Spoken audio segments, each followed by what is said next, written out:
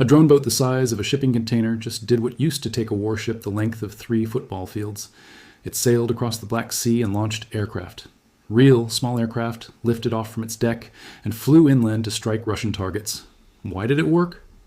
Because nobody was watching the water for an aircraft carrier that fits in a single shipping container. By the end of this video, you'll understand exactly how Ukraine turned a cheap unmanned boat into one of the most unpredictable weapons of this entire war, and why Russian commanders are reportedly scrambling to figure out how to stop something that barely shows up on a radar screen until it is already too late. Let's start with what actually happened, because the details here are genuinely remarkable. On August 10th, 2026, Ukraine's Defense Intelligence Directorate, known as the GUR, published footage of a strike operation carried out by Group 13, a specialized naval unit under its command. This was not a guess. It was an official claim, dropped publicly, with video to back it. According to the GUR's own statement, Group 13 used what it called multifunctional Magura naval platforms, carrying FPV drones to hit high-value Russian targets in Crimea. The unit said its forces destroyed 2 Russian S-400 Triumph air defense launchers, along with an antenna system used to control Orion unmanned aerial vehicles. A second S-400 launcher later turned out to be a decoy. The operation was reportedly carried out earlier in the month, though Ukrainian officials did not say exactly when.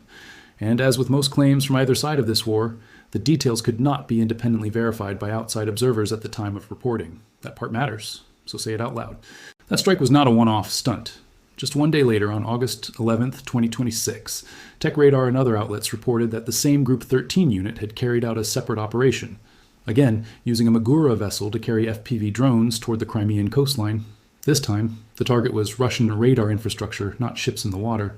Ukrainian officials identified components of the Podlyut radar complex and the Parol 4 radar interrogator among the systems struck. A Group 13 commander described the shift in blunt terms, stating that Ukraine's Magura platforms now threaten Russian forces on land as well as at sea. He called it, in his own words, a radical shift in the fight. And this pattern goes back even further. According to reporting from Defense Express, Group 13 had already used Magura sea drones to hit 2 Russian radar assets in late July 2026, plus a Panzer S-1 air defense missile and gun system earlier in the same month. So this was not new. It was a campaign building in public. So what makes this different from Ukraine just launching more drones, something it has been doing all war? The answer is the delivery method. And this is where the aircraft carrier comparison actually holds up under real scrutiny, rather than just being a catchy title designed to make people click.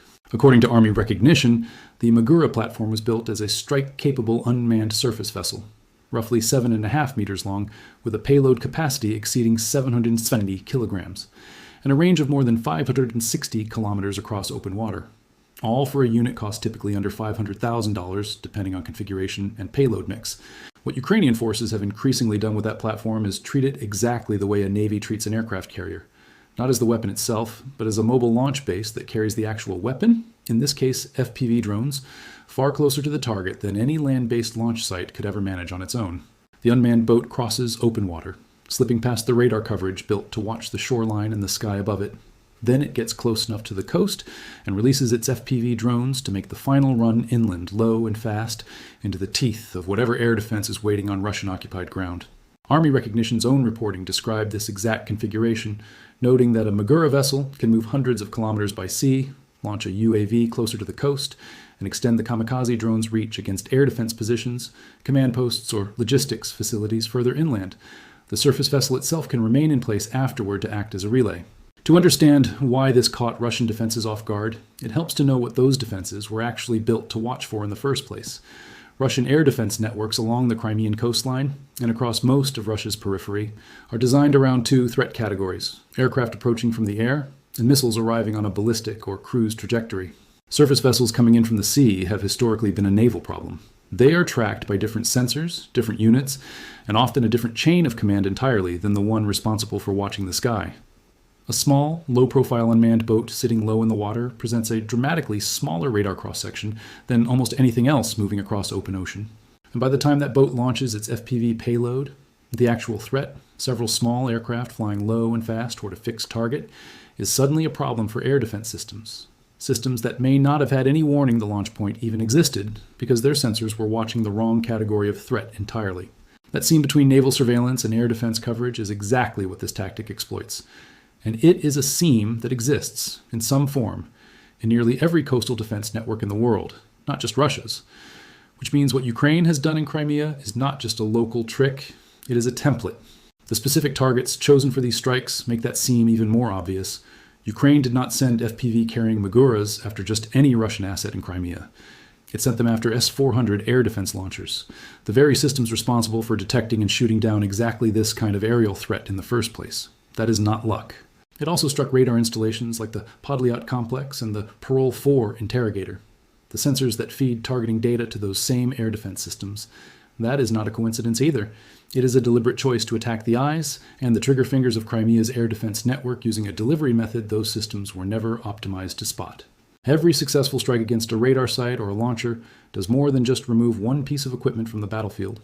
It creates a temporary blind spot in the broader network, one that can potentially be exploited by other Ukrainian strikes, whether drones, missiles, or aircraft, that follow in the hours or days after that initial breach. None of this appeared overnight. The Magura's evolution into something far more than a simple kamikaze boat has been building for well over a year, and the story of how it got here says a lot about how fast this war has been forcing both sides to improvise in real time, with real consequences and very public failures on both sides. Ukraine's naval drones first made global headlines by doing exactly what they were originally built for, ramming into and detonating against Russian warships in or near port. According to the U.S. Naval Institute, cited in Defense News reporting, Ukrainian naval drones have sunk or damaged roughly a dozen Russian warships since 2022. That campaign was significant enough that it forced Russia's Black Sea Fleet to pull its main operations back to the port of Novorossiysk, well outside the range these boats had originally been able to reach.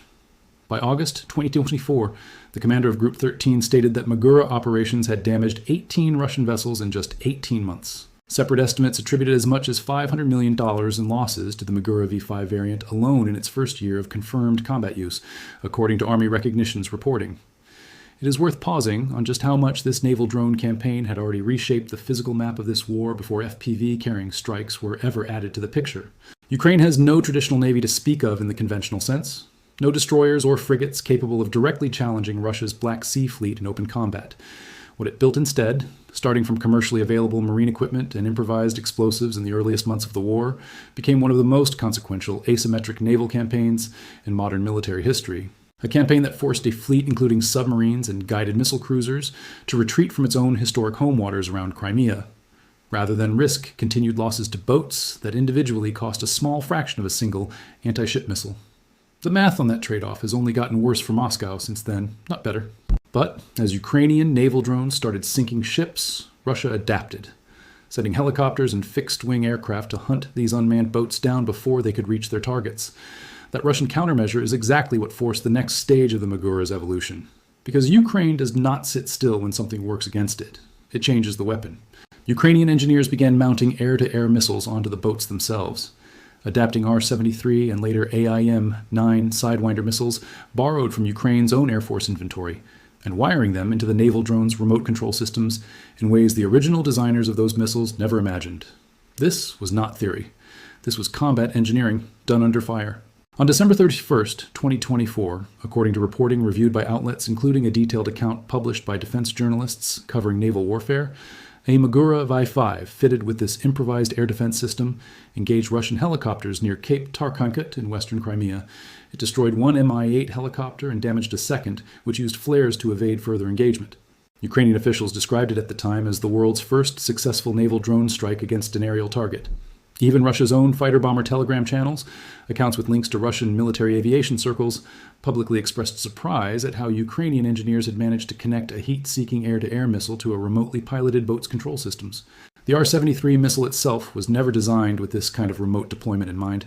Its infrared seeker head is built to lock onto the heat signature of an aircraft engine directly, meaning it does not actually require detailed guidance data transmitted from the launching platform the way a radar-guided missile typically would have to.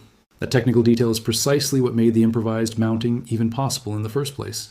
Ukrainian engineers only needed to solve the problem of remotely arming and firing the missile, not the far harder problem of feeding it a continuous jam-resistant guidance stream across open water while the helicopter maneuvered hard.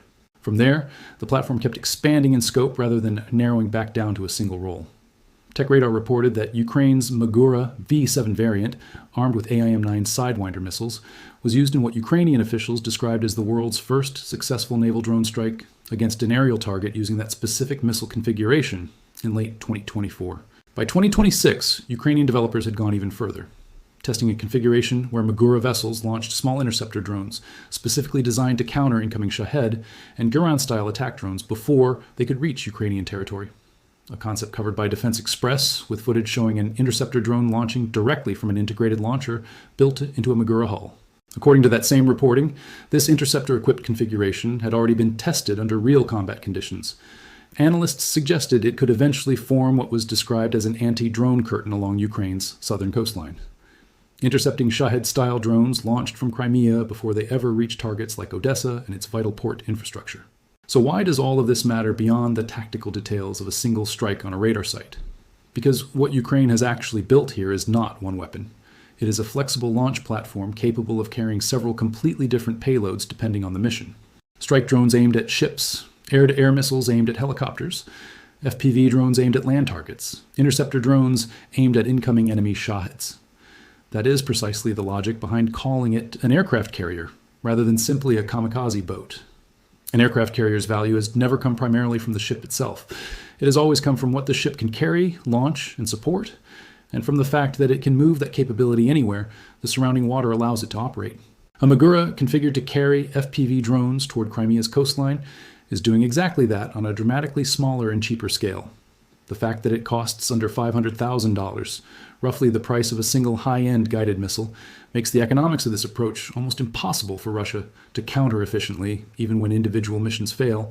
That economic imbalance is really the heart of why this development is being taken so seriously, both by Ukraine's own military and now by outside observers, including the United States. Because if a $500,000 boat can force a $50 million warship to relocate, force a $200 million S-400 battery to operate under threat, or force a fleet to build welded cages over its submarines, the math shifts. In July 2026, UForce, the London-based startup that manufactures the Magura for Ukraine's Military Intelligence Directorate, signed a memorandum of understanding with the American company Reconcraft. The agreement was to begin manufacturing Magura vessels inside the United States, with production lines, training, and technical transfer all included in the deal. UForce CEO Ole Rohinsky described Ukraine's willingness to allow Magura production abroad as, in his words, absolutely key, explaining that it would let American forces apply lessons and tactics refined over years of actual combat use in Ukraine. Sean Planky, the CEO of UForce's newly formed American division, framed the partnership as exactly the kind of industrial collaboration needed. That interest is not theoretical either. In April 2026, Magura unmanned surface vessels took part in the U.S.-Philippines Balikatan military exercise, reportedly sinking a target ship during a live fire demonstration in the Luzon Strait, according to TechCrunch reporting, marking the technology's first confirmed use anywhere in the Indo-Pacific region. Bloomberg reported that Rohinsky's company was actively in talks with additional Indo-Pacific buyers and was weighing at least 2 production sites in that region, a clear signal that the Pentagon is studying this platform with an eye toward a very different potential conflict, one involving China rather than Russia in very different waters. Now, it is worth being honest and precise about the limits of what has actually been confirmed here, because a story this dramatic can easily get ahead of the verifiable facts. The specific claims from the August 10th S-400 strike, including the exact date of the operation and the full extent of the damage, have not been independently verified by outside observers. Russia's defense ministry had not publicly acknowledged that particular strike at the time these reports circulated. Group 13's broader claim track record, including strikes against 3 helicopters and 2 fixed-wing aircraft over the course of the war, also remains difficult to independently confirm through outside battlefield damage assessments, as TechCrunch itself noted in its reporting. This is a pattern that runs throughout this entire war. Both sides make claims about strikes and losses that outside analysts often cannot fully verify in real time. Viewers should treat single-source claims from either military with appropriate caution, rather than as settled fact. That part is not optional. It is just how reporting on this war works in 2026. What can be verified independently is the platform itself, its specifications, its manufacturing partnership with the United States, its documented use in the Philippines exercise, and the broader pattern of Ukraine expanding naval drones into aerial strike roles across multiple reported operations throughout July and August 2026. The receipts for that part are public. There's also a reasonable case for skepticism about how much this tactic can actually scale. Launching FPV drones from a moving, remotely piloted boat in open or coastal water is a far more difficult technical problem than launching them from solid ground. The payload a Magura can realistically carry, even at 770 kilograms, still limits how many FPV drones or how much explosive weight any single mission can bring to bear. Weather, sea state, and the range at which Ukrainian operators can maintain reliable control over both the boat and its onboard drones all place real constraints on how often and how far this tactic can be used. Some missions will be cut short by bad weather. Some will be lost to electronic warfare before they ever get close to a coastline. And Russia is not a static opponent here. The same adaptive pressure that once forced Ukraine to arm its boats with air-to-air missiles after Russian helicopters started hunting them will almost certainly push Russian forces to develop their own countermeasures now that this land strike capability has gone public. Whether that means dedicated naval patrol assets, improved coastal radar coverage, tuned to detect small surface vessels, or electronic warfare aimed specifically at disrupting the link between a Magura and its carried drones. But here is why this still represents something genuinely significant, even accounting for all of those limitations. Every one of Ukraine's naval drone innovations throughout this war has followed the same basic pattern: a cheap, improvised solution to an immediate tactical problem that then gets refined, industrialized, and eventually adopted by allied militaries once it proves itself in actual combat. The kamikaze boats that started as a way to threaten ships in port became a fleet capable of forcing Russia's entire Black Sea fleet to relocate. The improvised air-to-air missile mounts that started as a desperate response to helicopter hunters became a documented, repeated capability serious enough that the United States is now manufacturing the platform domestically for its own use. If the FPV carrying configuration follows that same trajectory and Ukraine's own drone production ambitions suggest it very well might. This is not simply one clever strike against a radar site in Crimea. It is the early version of a capability that could reshape how a small, cost-conscious naval force projects power against a much larger and more expensive coastal defense network. A lesson that outside militaries, the Pentagon very much included, appear to already be taking seriously. Because the same logic that lets a $500,000 boat threaten a $200 million air defense battery also lets a $500,000 boat threaten a $5 billion carrier strike group in a very different ocean. The math does not care whose flag is flying over the ship. It is also worth pointing out that Magura is not the only Ukrainian naval drone family pursuing this exact concept, because a sister program has actually taken the aircraft carrier comparison even further. Ukraine's security service, known as the SBU, operates a separate naval drone line called Sea Baby, built independently from the GUR's Magura program, but pursuing a strikingly similar evolution. According to reporting from Defense News, the Sea Baby can now carry 6 to 8 FPV drones in side compartments that physically open during an attack, releasing its payload much like a real aircraft carrier, launching a wave of planes from its deck. Alongside thermobaric Shmel rockets based on Russian accounts of the boats operating near the Kinburn Spit, roughly 40 miles east of Odessa.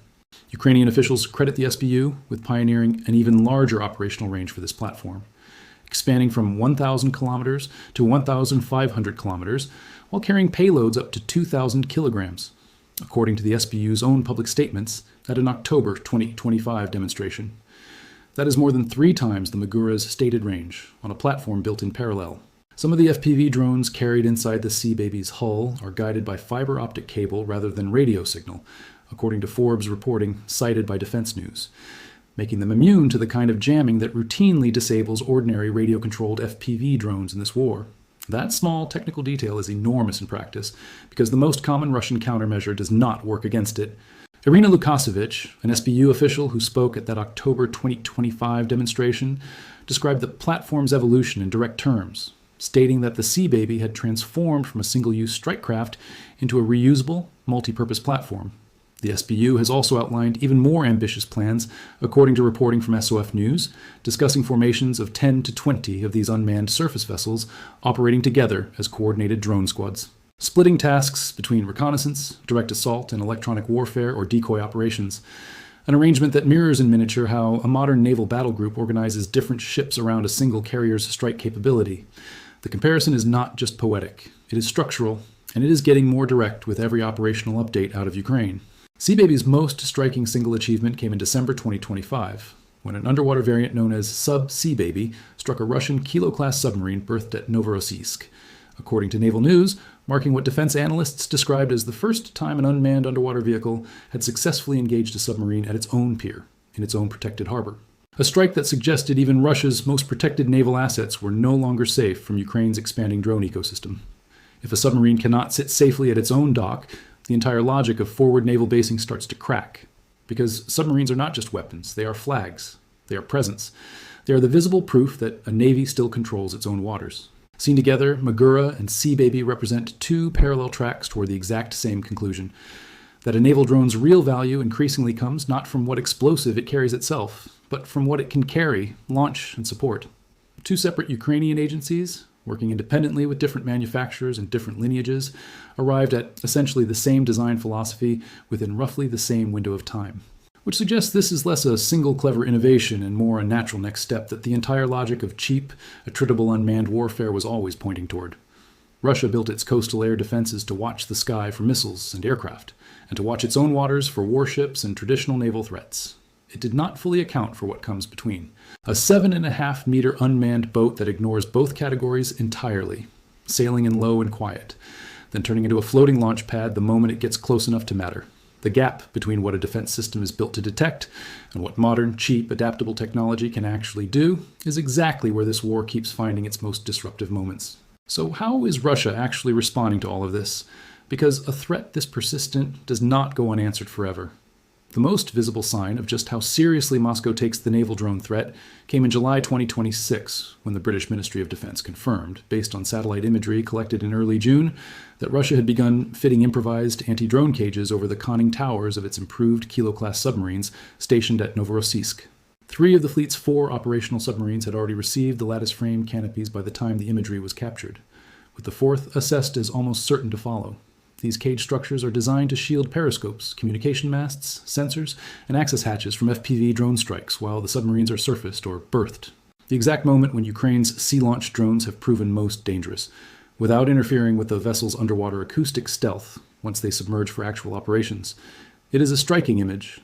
Some of Russia's most advanced underwater warships protected by improvised welded cages, essentially the naval equivalent of the crude anti-drone cages Russian tanks have worn for much of this war. Russia has also tried to fight back with its own version of the same technology. According to Ukrainian Navy spokesperson Dmytro Pletenchuk, speaking on national television in early 2026, Russia has been actively developing its own naval drones in direct response to Ukraine's dominance in this domain, though Pletenchuk described that Russian effort as a real threat, but one that remains incomparable to what Ukraine has already fielded. He characterized Russia's Black Sea fleet in blunt terms, calling it something close to a black hole that barely functions, describing a force that now fires cruise missiles at Ukraine from a handful of ships only once or twice a month, and otherwise conducts no other meaningful operations. 4 years ago, that fleet was the symbol of Russian power in the Black Sea region. According to reporting from Euromaidan Press, citing Serhiy Beskresnov, an advisor to Ukraine's defense minister known publicly by the call sign Flash, Russia had actually built a fleet of its own naval drones intended for a major counteroffensive campaign planned for 2026. But those plans collapsed after SpaceX, acting on a request from Kyiv, blocked Russian access to Starlink satellite communications. That the Russian drone program had apparently come to depend on entirely. If accurate, that detail highlights just how deep Russia's technological disadvantage in this specific area runs. Unable even to complete its own copycat naval drone program without leaning on Western commercial infrastructure that Ukraine was able to have shut off entirely with a single phone call. Russia's more conventional countermeasures have had a mixed record at best. Reporting from Newsweek described an incident in which Russia's Black Sea fleet claimed to have destroyed a Ukrainian naval drone in the northwestern Black Sea using what Russian military bloggers identified as a Kronstadt Orion missile-capable aerial drone, a tactic the Institute for the Study of War noted Russia had begun relying on as one of its few effective countermeasures. Even so, Naval News reported that as recently as April 2026, Ukrainian drones struck the frigate Admiral Essen during a wider air raid on Novorossiysk, one of only 2 Russian frigates remaining in the entire Black Sea, underscoring just how exposed Russia's surviving surface fleet remains, even in what was supposed to be a safer, more distant harbor than Sevastopol. Naval News described the underlying problem bluntly. Russian Navy vessels are no longer safe at Novorossiysk either, and after already relocating once to escape Ukrainian strikes, the fleet now faces the difficult question of where it can actually go that Ukraine's drones cannot follow. The Black Sea is not that big. Eventually, the map runs out. That pattern of Russia adapting piece by piece, submarine cages here, an aerial drone countermeasure there, a stalled copycat drone program somewhere else, while still absorbing regular losses to an enemy with no traditional navy at all, is really the backdrop against which this new FPV carrying capability has to be understood. Ukraine is not introducing this tactic into a vacuum. It is introducing it into a maritime environment where Russia has already proven repeatedly that its ability to keep pace with Ukrainian naval drone innovation lags well behind Ukraine's ability to keep inventing new ways to use the same basic platform over and over again. Every time Russia adjusts to counter one specific threat, ship hunting drones, helicopter hunting missiles mounted on drones, Ukraine has moved the goalposts again. This time, by turning the boat into a delivery vehicle for an entirely different category of weapon aimed at a target set that Russia's naval countermeasures were never built to protect in the first place. There's also a broader question worth asking about where this technology goes from here. Because naval analysts and defense outlets covering the Magura's evolution have already started speculating about the next logical step. TechRadar's own coverage of the platform's aircraft carrier-style deployment explicitly raised the possibility of a submarine-launched version of this same concept in its reporting, framing it as a natural extension of a pattern that has already moved from surface strikes to air defense engagements to land strikes launched from the sea. Whether or not that specific configuration ever materializes, the broader trajectory is clear enough. Ukraine has spent 4.5 years treating naval drones not as a single fixed weapon system, but as a flexible chassis, adding new payloads and new missions every time the previous configuration proved itself in combat and then met a Russian countermeasure. There is no obvious reason that process stops here. And given how consistently it has outpaced Russia's ability to respond so far, other militaries watching closely, the United States very much included, appear to be betting that it will not. The gap between what a defense system is built to detect and what modern, cheap, adaptable technology can actually do is exactly where this war keeps finding its most disruptive innovations. And based on everything covered in this video, it does not look like Ukraine is finished exploiting that gap anytime soon. It is also worth remembering just how far this entire capability has come from its original starting point, because the contrast says a lot about how quickly improvisation can compound over the course of a long war. Ukraine's naval drone program traces back to a public fundraising campaign launched in late 2022,